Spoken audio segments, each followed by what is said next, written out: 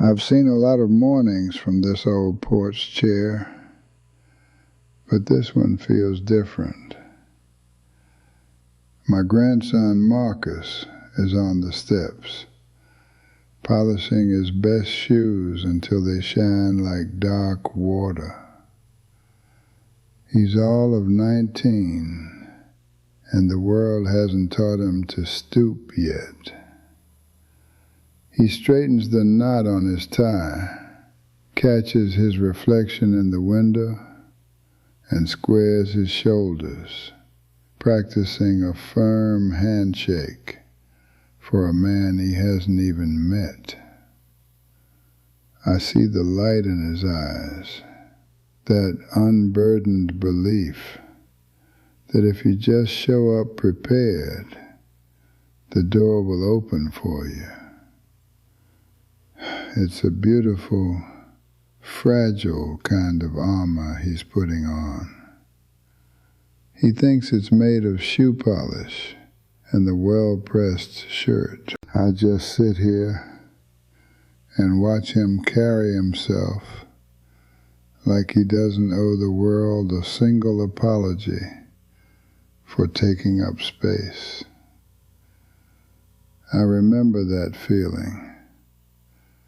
It was like having an extra lung, a certainty in your own breath that made every step feel solid on the ground. You believed your own 2 feet were enough to carry you anywhere you decided to go. You don't know it's a borrowed feeling until the day the world asks for it back with interest. He looks over at me and smiles, ready to conquer everything. And all I can think to ask myself is, what's more expensive? Building that confidence up, or learning how to live after it's been taken away? My name is Harold Eugene Mitchell. I'm 80 years old, and a man has a long time to turn a single memory over in his hands to feel its edges and its weight. In all that time, I've learned that the past isn't just a collection of stories you tell at family gatherings. It's a quiet house you live inside with rooms you haven't opened in years. Seeing my grandson today, so full of that morning shine, it's like a key turned in one of those old dusty locks. And suddenly, I'm not just sitting on this porch watching him. I'm standing in a room from 60 years ago, feeling the starched collar of my father's shirt and the weight of a hope that was too heavy to carry home. It was the summer of 1963. I was 20 years old and wearing my father's Sunday suit, the dark wool one he saved for weddings and funerals. It felt like I was wearing his hope right on my shoulders. The lobby of the insurance firm was colder than the street outside, and so quiet you could hear the soft click of the secretary's typewriter from down the hall. I remember the smell of lemon polish on the wood, and the way my own shoes shined to a mirror finish seemed to make too much noise on the marble floor. I sat there with my application in a neat folder on my lap, my heart beating a steady, confident rhythm against my ribs. I had practiced my handshake, memorized their company history. I was ready. When the door to the office opened, a man named Mr. Abernathy stood behind a desk so large it looked like a wall made of dark, polished wood. He didn't smile, and more importantly, he didn't gesture for me to sit down. I stood there in the middle of the room, the space between us feeling like a mile. He was a tall man in a crisp white shirt, and he moved with a kind of deliberate slowness, as if he had all the time in the world, and I had none of it. He reached for my application, which I had placed on the edge of his desk, and the way he picked it up, just with his thumb and forefinger at the very corner, is something I've never forgotten. He didn't read it. He didn't open the folder or glance at the schools I'd attended or the references I had so carefully gathered. He just held that piece of paper, dangling it slightly, and his eyes moved over me.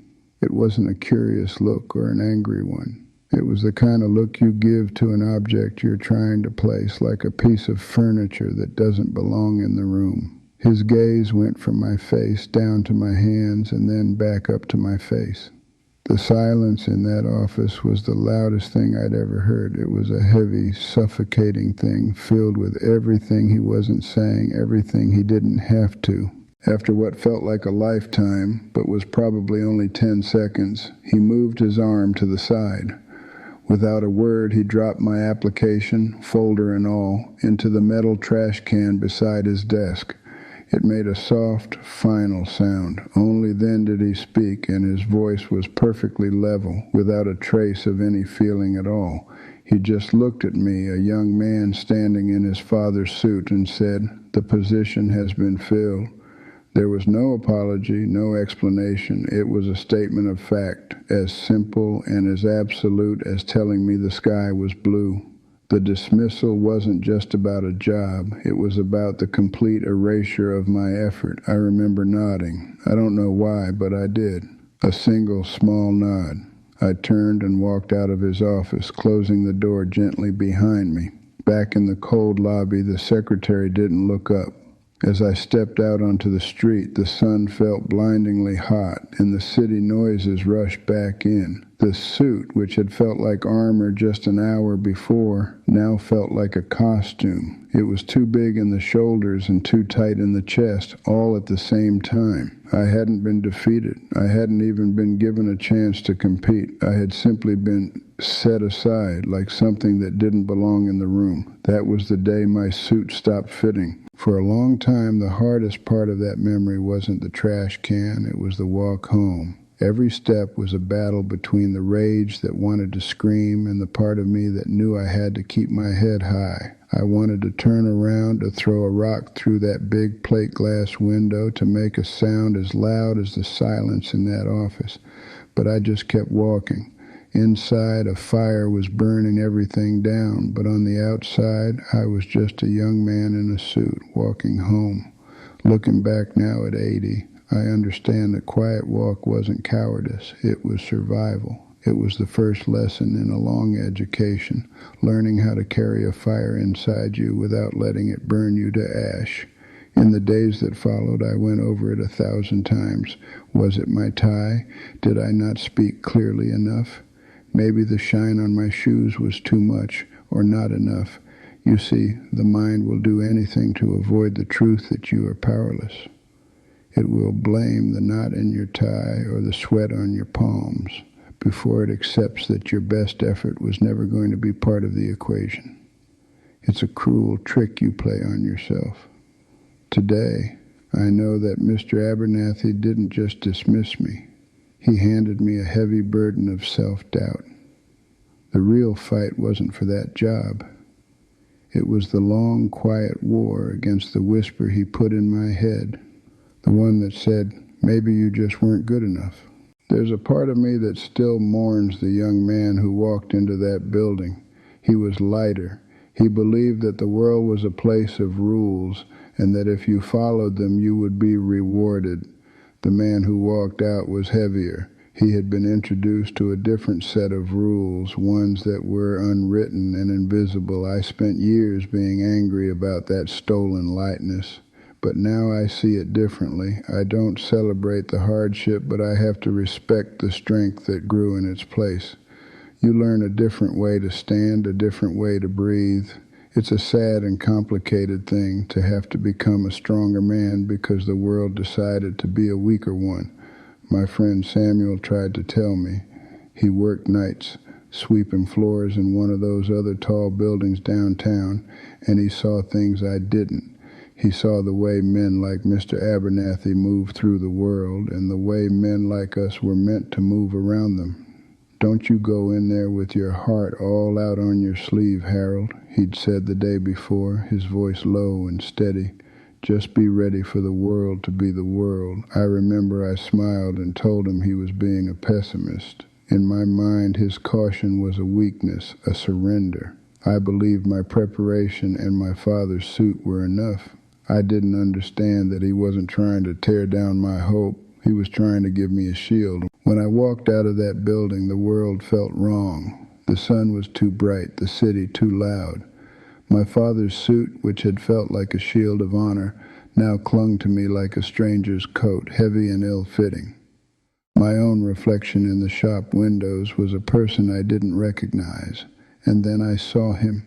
Across the street, taking his break, was Samuel. He was leaning against the brick wall of the building he cleaned, a cigarette held loosely in his fingers. He wasn't looking for me, but his eyes found mine across the river of traffic. In that instant, everything stopped. The noise, the heat, the feeling of being utterly alone, it all fell away. There was just the two of us, two young men on opposite sides of the same street.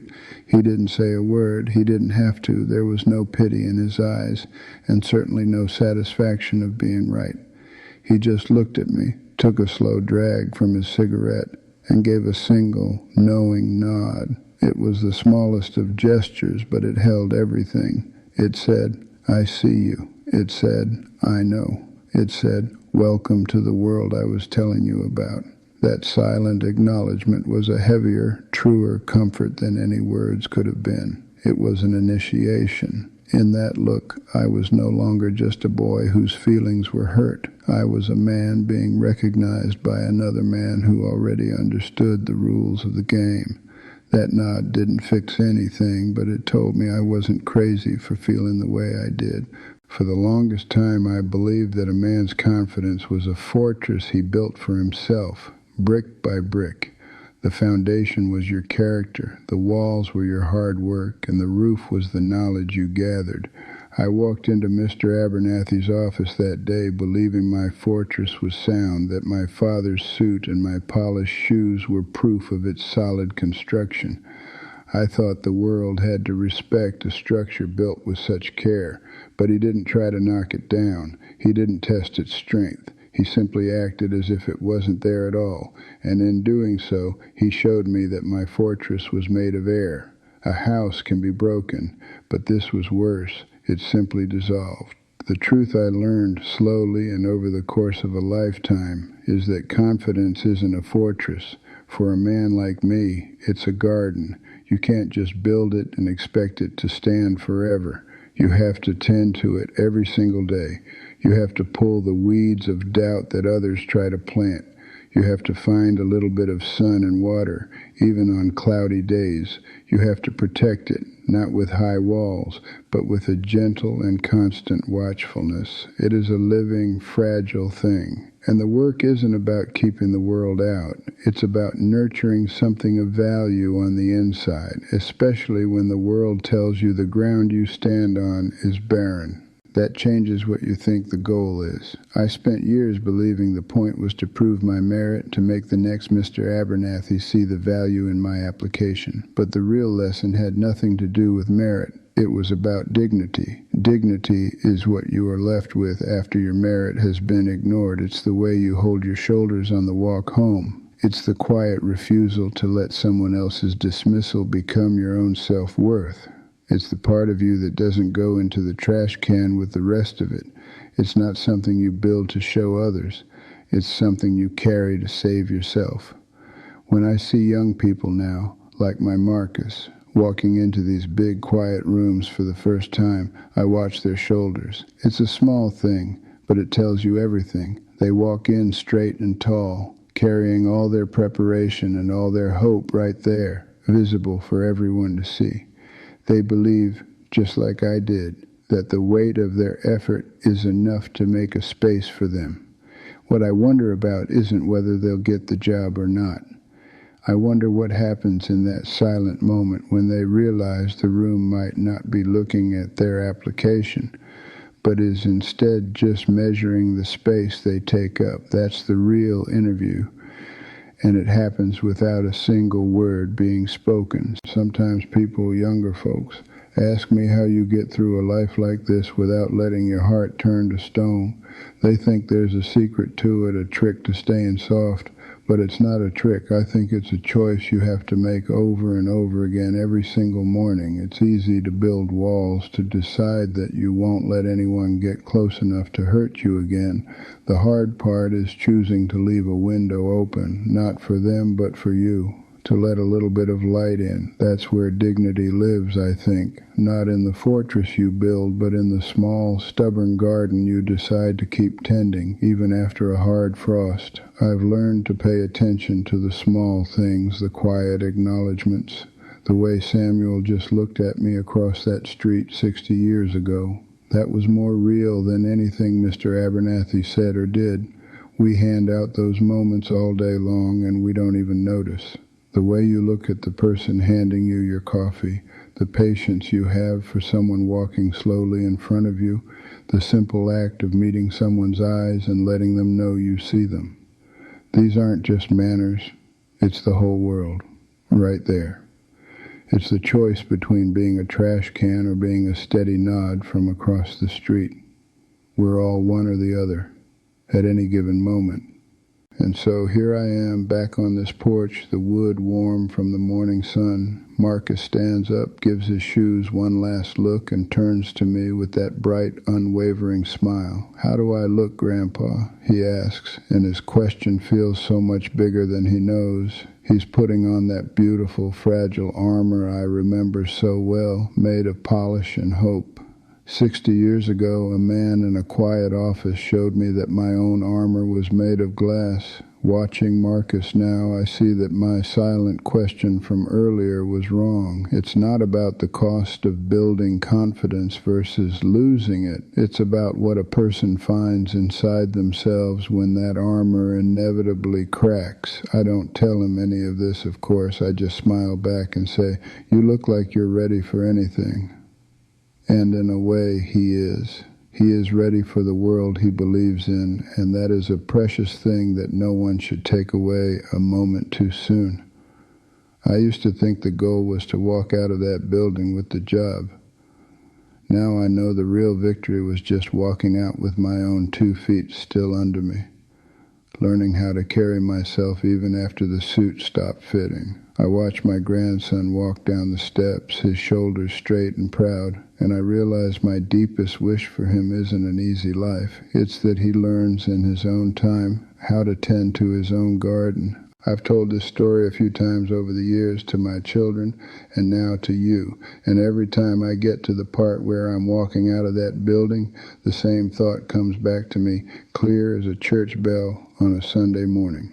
It wasn't just a job I lost that day. It was a piece of myself. The phrase that has stayed with me, the one that holds the whole weight of that afternoon, is simple. It was the day my suit stopped fitting. It had fit perfectly when I left the house, a testament to my father's pride in my own preparation. But on the walk home, it felt wrong. The shoulders were too broad, the chest too tight. The suit hadn't changed, of course. I had. That phrase has become a quiet landmark in the landscape of my memory. We all have days like that, I suppose. The day the world you thought you knew reveals itself to be something else entirely, something colder and with sharper edges. It's the moment you realize the map you were given doesn't match the territory you're standing in, and after that, you can never quite fold the map back the way it was. The day my suit stopped fitting is just my name for it. It's the day you learn that some clothes and some beliefs are only meant to be worn for a season. You outgrow them not because you get bigger, but because the world makes you smaller, and you have to find a new way to stand. That nod from Samuel across the street, it didn't fix a thing, but it told me I wasn't alone in what I was feeling. It's a powerful thing to be truly seen by another person, especially when the world is trying to make you feel invisible. We all carry the memory of a Mr. Abernathy, but I believe we also carry the memory of a Samuel. I find myself wondering, who was the person who gave you that quiet look of understanding when you needed it most? If you feel moved to share that memory in the space below, I would be honored to read your story. It's good to remember the people who helped us keep our shoulders straight on the long walk home.